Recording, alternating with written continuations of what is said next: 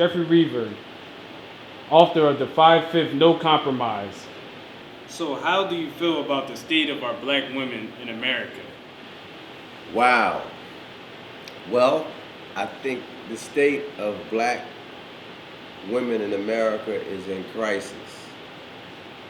I feel like black women, and one of the reasons that I wrote this book, 5/5 No Compromise, the inalienable human rights and souls of black folk, right, is because I feel that black folks, well, first of all, according to the United States Constitution, we are 3/5 of a person to this very day.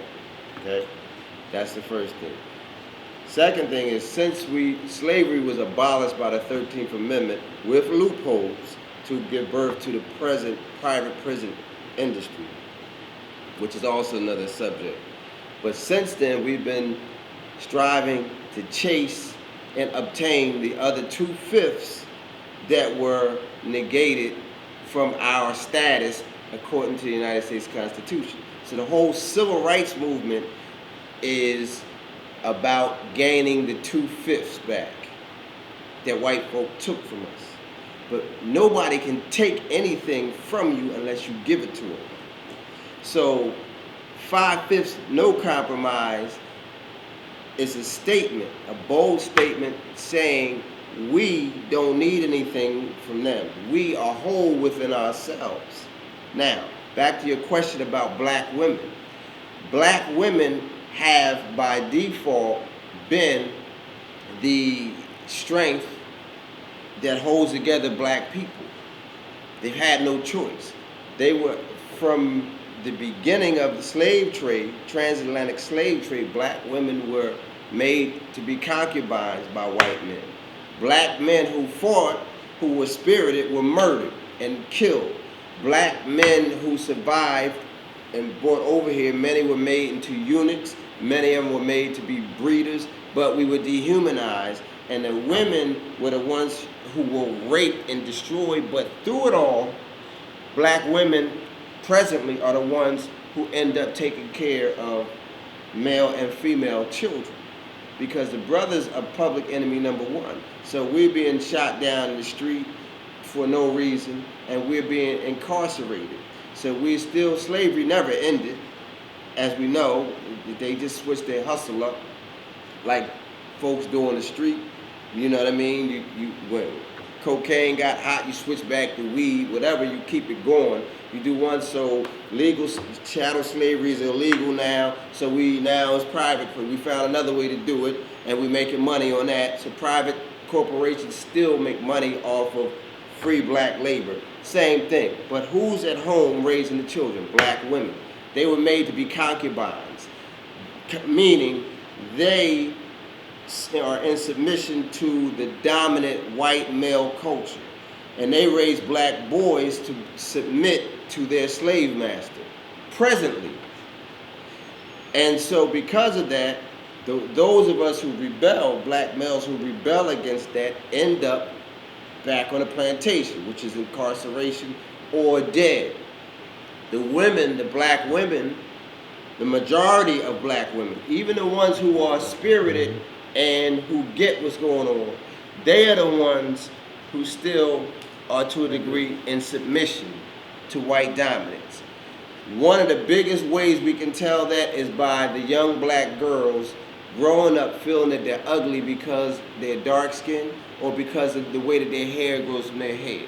That, if nothing else, is a surefire way of knowing that we have a severe problem with black females and black people in this country. As a black man, I'm sorry, you had a question.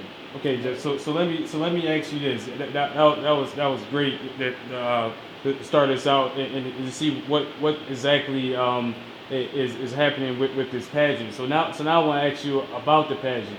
The black jeans make the blue jeans tight. Crowning Expo. What's so important? What type of awareness or what is it going to bring to the black community that we need to raise awareness on us on our situation in the community? Okay. Well, let me preface that by repeating what I just said. This is all about young black girls, all right? Because at the end of the day, black girls are going to raise black boys and girls. When they grow up, if we go by the present cycle, brothers is being locked up and murdered. The sisters are raising male and female children. So if the young black girls grow up thinking that they're ugly because of the way their hair is or because they're too brown skinned, that's insane. So if we allow that to happen, and we are perpetuating our own demise and their own cycle of destruction. Because if you hate yourself, your behavior is going to be indicative of that. So you're going to go and do things in the street that or wherever else in life that are going to exemplify how you feel about yourself. What should we expect out of the black jeans make blue jeans tight crowning expo? What do you think it's going to bring to our community as a whole? We have to establish cultural mores that celebrate the beauty of black women as they are. So do you think that the black jeans make blue jeans tight crowning expo would be a great foundation for this? Absolutely. Absolutely. That's why I'm doing it. Black women have to be made to feel beautiful and be celebrated for being beautiful as they are. Young black girls should not have to grow up thinking that they have to change the way that they look in order to be beautiful. That's insanity. What we're doing is create. This ain't about a sorority or organization. This is about black females. Period. Wherever they're from, I don't care if they're born in Jamaica, in Nigeria, or North Philly, or Harlem, or in the Bronx, or Compton, wherever they're black girl, their hair, they should feel that their hair is beautiful, and they should see other women who are older, looking fly, rocking their own natural hair, rocking their own brown melanated skin, and feeling pretty about it. We never hear them talk about being pretty. We see a lot of people becoming conscious and throwing their fists in the air, but women are pretty. Why can't they be pretty? Why can't we celebrate black women for being beautiful, natural? Why does that have to be in the context of struggle, rebellion, as if that's almost giving credence to the white supremacy? We're creating a space for black women to be fly and beautiful as they naturally are, as they should. So I know the Crowning Expo is focused around the black woman. So where does the black men come in on the Crowning Expo? So the place black men come in, we're going to have brothers at the event who are going to actually be there to escort the ladies and marshal the event for the women to make them feel protected and to validate. And I know a lot of sisters say, well, I don't need validation. We're not saying that you do, but we as black men are going to show up and celebrate black women, because only time you hear about black men talking about sisters who are their natural selves is through a diss.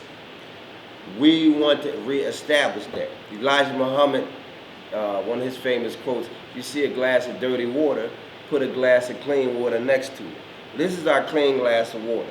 So we're not getting into what's negative. We want to celebrate black women because we believe black women are beautiful and fly in all shades. And I particularly like dark-skinned sisters, but they're all fly in natural hair, the way their hair grows naturally from their head, just like the plants and the animals, they all obey. They're grown the way they are, and everybody loves them the way they are. You don't try to change apples to oranges. You like apples, you like oranges. I like black women. I think they fly. I think they're beautiful and should be celebrated without having to tweak them here and tweak them here to be accepted by somebody else who don't give a damn about them. I love them. So that's why we're here. And black women ultimately give birth to black male and female. And if black women don't have a healthy sense of who they are and love for who they are, they will raise the future generations to be just as hateful of themselves. And we perpetuate the cycle. So we want to stop this cycle of putting ourselves in positions to be murdered, to be incarcerated, to be beat down, we got to take some of the energy we use in chasing the 2/5 and embracing our 5/5. How important is the African drum in hip hop to the black community? It's like you teach like us like the young boys, like, you understand, like we build with a lot of old heads, but Right. they still got old ideologies and ways of teaching. You know what I mean, like you get what we trying to do out here, like you get it, like It's hip hop. yeah. But that's the drum. That's drum centered culture. I'm still part of this. I can't not be.